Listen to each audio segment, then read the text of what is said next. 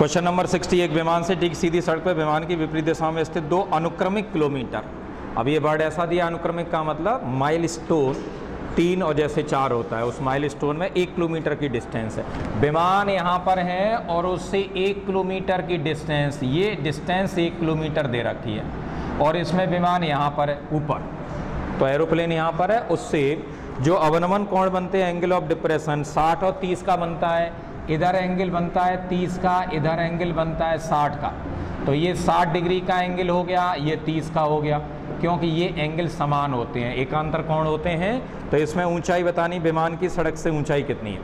What is the height of aeroplane, ये बताना है कि ये ऊंचाई कितनी है। इसको h मानते हैं, इसको x लेंगे तो ये हो जाएगा 1 - x, क्योंकि पूरा 1 किलोमीटर है। तो tan 60 का मान निकालेंगे तो tan 60 की वैल्यू लंब बटे आधार h/x हो गई, इसका मान √3 होता है, तो h/x, तो x की वैल्यू आ जाएगी यहाँ पर h/√3, x का मान निकालना पड़ेगा। इधर tan 30 का मान रख देंगे तो ये हो जाएगा h/1 - x, x की वैल्यू निकाल चुके हैं, तो 1/√3, इसकी वैल्यू 1/√3 होती है, ये √3 ऊपर चला गया तो ये हो जाएगा यहाँ पर √3 - h, तो ये इसका मल्टीप्लाई करेंगे 3h हो गया, और 3h हो गया तो 3h बराबर √3 - h, ये 4h हो गया, 4h की वैल्यू √3, तो h का मान आ गया √3/4, that is given in B, तो B आंसर हो गया इसका। क्वेश्चन नंबर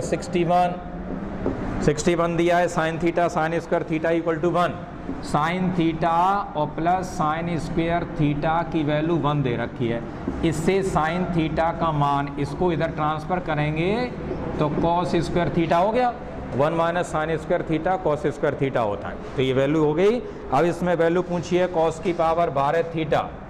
कॉस की पावर 12 थीटा, और यहाँ 3 कॉस की पावर 10 थीटा और प्लस 3 कॉस की पावर 8 थीटा प्लस कॉस की पावर 6 थीटा -1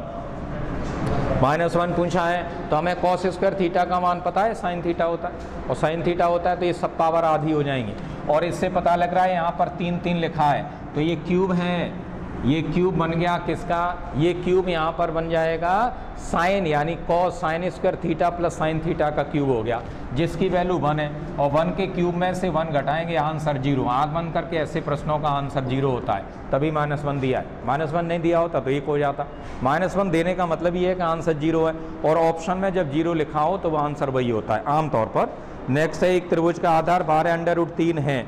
और उस पर क्या लिखा हुआ है, उसके 2 कोण 30 और 60 हैं। एक त्रिभुज का आधार, ये त्रिभुज है 30 और 60 अंश हैं, तो तीसरा कोण 90 होगा, जब 2 कोण 30 और 60 दे रखे हैं, और फिर आधार वर्ड दे रखा है, इसका मतलब समकोण त्रिभुज है। आधार 12√3 है और 12√3 है, जिस पे 2 कोण इतने हैं, तो उस त्रिभुज का शीर्ष लंब कितना है, शीर्ष लंब हमें बताना है, तो इसके सामने की भुजा, शीर्ष लंब का मतलब परपेंडिकुलर, तो परपेंडिकुलर 12,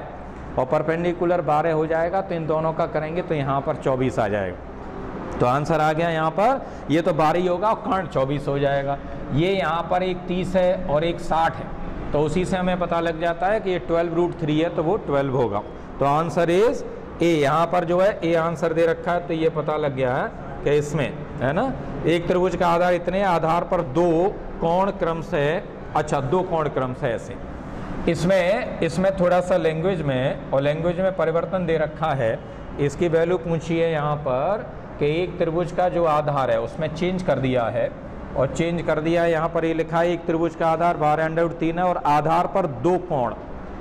अब आधार पर 2 कोण दे रखे हैं 30 और 60 के, तो आधार उसने ये माना हुआ है कि इसमें जो वैल्यू दे रखी है यहाँ पर, ये 12√3 है और आधार पर 2 कोण दे रखे हैं, और आधार पर 2 कोण 30 और 60 के दे रखे हैं, तो त्रिभुज का शीर्ष लंब कितना है, ये 30 का है और ये यहाँ पर दे रखा है 60 का, तो उस पर लंब कितना, लंब का मतलब ऊंचाई कितनी है, इसका इंग्लिश का वर्जन पढ़ना पड़ेगा, ऊंचाई कितनी है ये पूछा गया, और ऊंचाई कितनी है, तो अब इसमें हम देखेंगे तो यहाँ पर ऊंचाई बतानी है, तो ये 30 अंश है, और 30 अंश है तो इसकी वैल्यू अपने आप, वैसे भी ये समकोण होगा, समकोण के सामने की भुजा दे रखी है तो कोई भी फॉर्मूला हम लगा लेंगे। यहाँ पर 30 अंश का है तो अब इसमें जब वैल्यू ये h निकालेंगे और h वैल्यू हम निकालेंगे तो इसकी वैल्यू 30 अंश के सामने की भुजा इसकी आधी होती है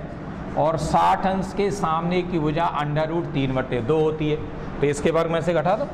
तो ये 12 √3 का वर्ग है 12, और इसमें से 6 √3 का वर्ग घटाएंगे तो इसमें ये वैल्यू आ जाएगी। तो यहाँ पर बार 144 में 3 का गुणा करेंगे और ये जो है यहाँ पर 36 108 हो जाएगी और 108 हो जाएगी तो ये वैल्यू भी उससे आ जाएगी। दूसरी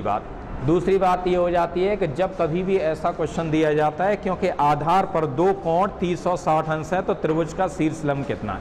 तो शीर्ष लंब यही होता है, इसको शीर्ष लंब कहा जाता है। तो 12 तो यहाँ पर हो जाएगा 3 चौक 12 14 3 42 और 108 तो ये हो जाएगा 324। तो यहाँ पर 324 का मतलब 18 और 18 हो जाएगा और 18 हो जाएगा। तो इस तरह से यहाँ पर 18 गुणा 6 √3। अब इसमें क्या करते हैं, इसका भाग देते हैं 12 √3, इससे ये कट गया 2 बार, आंसर आ गया 9। ये समकोण त्रिभुज में ऐसा होता है, समकोण त्रिभुज में ऐसा होता है। तो इसका आंसर 9 1 में दे रखा है, दैट इज गिवन इन सी। तो सी में ये वैल्यू यहाँ पर दे रखी है और ये वैल्यू दे रखी है, तो इस तरह से हमें पता लग गया कि सी की वैल्यू यहाँ पर 9। दूसरी बात ये भी है कि जब यहाँ पर ये 30 अंश का दिया है तो हम ऐसे भी कर सकते हैं कि यहाँ पर h मान लें इसको, तो h/ये करेंगे तो इसकी वैल्यू दोनों के बराबर रखेंगे तो भी आ जाएगा और वैसे भी आ जाएगा। दोनों तरह से करेंगे क्योंकि समकोण त्रिभुज में इन दोनों के गुणनफल में इसका भाग देते हैं तो लंबा आ जाता है और लंबा आ जाता है तो ये समकोण त्रिभुज का एप्लीकेशन है। नेक्स्ट है, यदि a tan theta plus cot theta का मान दे रखा है, a tan theta plus cot theta की वैल्यू 1 है। दूसरा दे रखा है sin theta plus cos theta का मान v। तो a और b के बीच में रिलेशन, आपको बताना है। ये tan थीटा है,